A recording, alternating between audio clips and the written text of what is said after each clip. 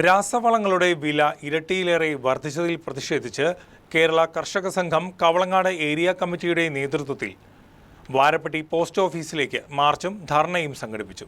കഴിഞ്ഞ ഒരു വർഷ കാലയളവിലാണ് രാസവളത്തിന്റെ വില ഇരട്ടിയിലേറെയായി വർദ്ധിച്ചത്. വൻകിട കോർപ്പറേറ്റുകളെ സംരക്ഷിക്കുന്ന നിലപാടാണ് ഇക്കാര്യത്തിൽ കേന്ദ്ര സർക്കാർ സ്വീകരിച്ചു വരുന്നത് എന്നും കേരള കർഷക സംഘം ആരോപിച്ചു.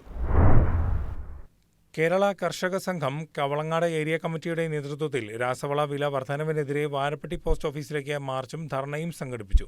കഴിഞ്ഞ ഒരു വർഷം കൊണ്ട് ഇരട്ടിയിലധികം വിലവർധനമാണ് രാസവളങ്ങൾക്കുണ്ടായിട്ടുള്ളതെന്നും കൃത്യസമയത്ത് കർഷകർക്ക് വളത്തിന്റെ ലഭ്യത ഉറപ്പുവരുത്താൻ കേന്ദ്ര സർക്കാരിന് കഴിയുന്നില്ല എന്നും ചൂണ്ടിക്കാട്ടിക്കൊണ്ടായിരുന്നു മാർച്ച് നടത്തിയത്.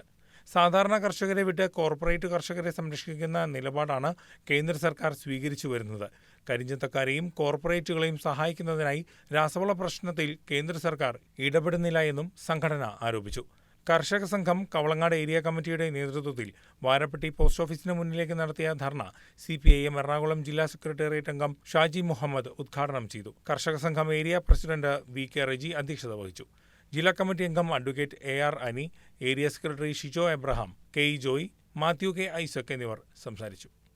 News desk KCV news.